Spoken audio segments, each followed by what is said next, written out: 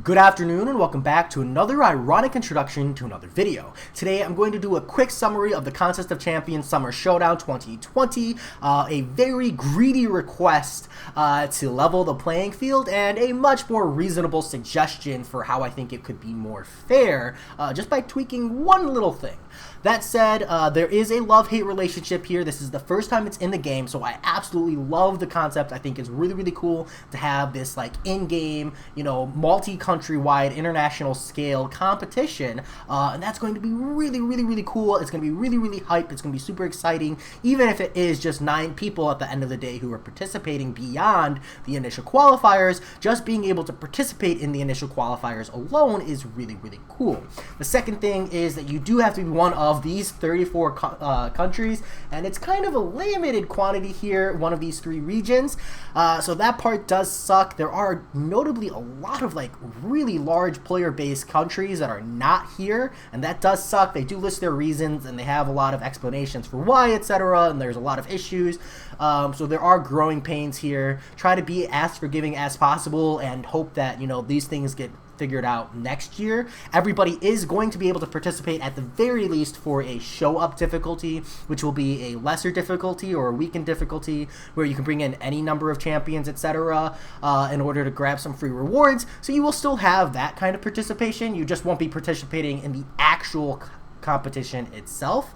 So there's a love-hate there as well. Again, you also have to be level 60 and Cavalier, and you will only be able to use 4 stars in order to net a actual point or qualification entry. Like, that's a huge thing there as well.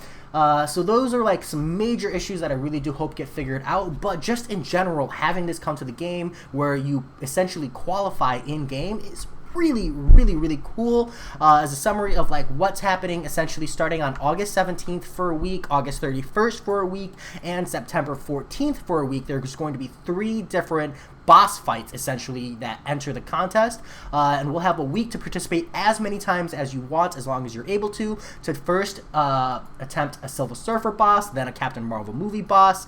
They actually don't specify Captain Marvel movie, just Captain Marvel. I kind of implied it in my head, and then Iron Man Infinity War as well. And then essentially from each of the 3 regions that they've designated, the number 1 player, based on how they distribute the points, will be selected, and then all 9 players will move on to the semifinals.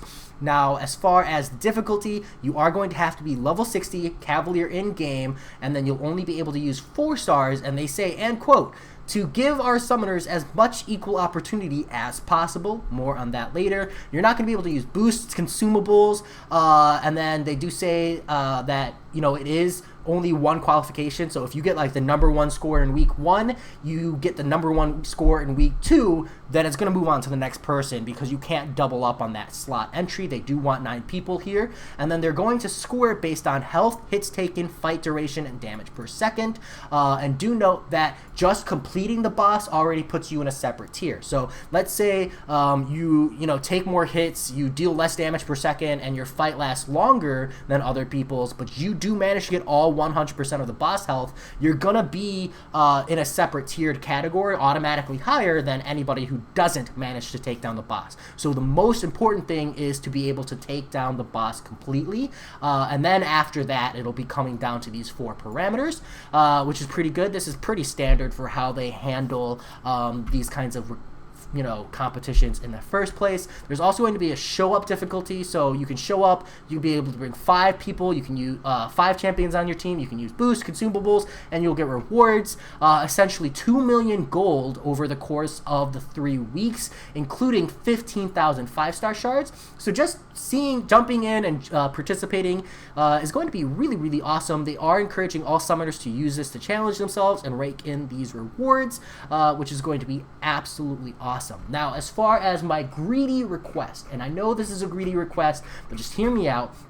When you say, and I say, quote, "to give our summoners as much equal opportunity as possible," I don't think that's an accurate statement. Not even close. Even as someone who has an incredibly extensive roster, I'm at endgame. I'm not as far as other players, but I would say I'm in a category based on these parameters where I would be able to compete in this tournament. 4 stars and ranking up 4 stars for this tournament isn't, I'm already on a back foot. Many 4 stars are heavily reliant on their signature ability, and many of them get significant damage boosts based on their signature ability, and especially, even just the rank that 4 star is. So my greedy request is to send all the summoners a max rank 4-star gem series of essentially being able to bring a 4-star, maybe from rank 3 to rank 5, like maybe not rank 1, 2, 3, but 3, 4, 5. So essentially all summoners would be able to max rank 1 4-star and a max sig gem, allowing all summoners to max sig a 4-star as well for the purposes of this tournament. I think it'd be cool. It'd be able to hype all the players in the game, just in general, even if they're not participating or getting to the qualifiers or getting through the qualifiers. It'd be cool, and it would also kind of level the playing field if you're going to make it 4 stars only, which I think is super awesome. I definitely think it's better than the 5-star problem where a lot of people aren't going to have some of the best options anyways. I definitely think this is a really great step in that direction. It's going to generate a lot of hype. You can send it in game with a nice little message attached to this link explaining why we're getting these, and yes, there's 3 weeks, so there's going to be multiple different best options, but I think 1 is plenty in this scenario, right? Like you decide which week you're going to go for it and you commit, and I think that would be really, really cool. I know that that's super greedy.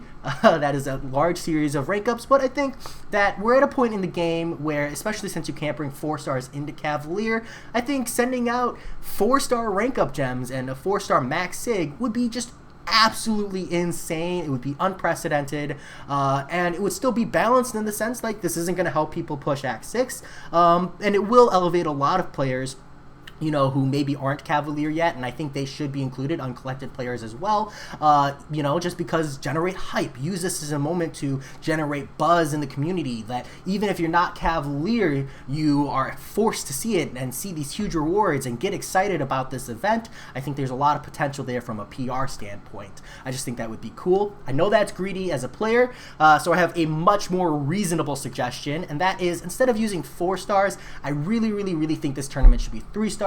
I understand that there is a power scaling difference between 4 stars and 3 stars and the numbers on the boss, etc., etc. I get all of that. But looking past the raw numbers, I think it's not difficult to scale it down from a 4 to a 3 star, adjust the numbers essentially on the health and the attack values accordingly, because 3 stars are much easier to rank up, much easier to sig up and awaken, and I feel like if you're Cavalier, you could easily do 3 stars where a lot of people won't be able to do 4 stars. Additionally, even as someone who's like at endgame stages, there's actually a lot of 4 stars that even I don't have, and it's just so frustrating to think that like, oh man, missing out on that one 4 star that just happens to be eluding me might be the 4 star I really, really want to use in one of these events, and that's just significantly less likely to happen with 3 stars.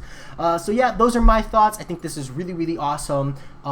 Suggestions and requests aside, I think this is super, super hype. I don't think for a second I stand a chance at placing any of these weeks, despite the fact that I'm definitely going to try. I just know that there's a lot of really good players out there, and I don't think I'm even near the top of the board at all. But it's still really, really cool, and it's still going to be really, really fun to try.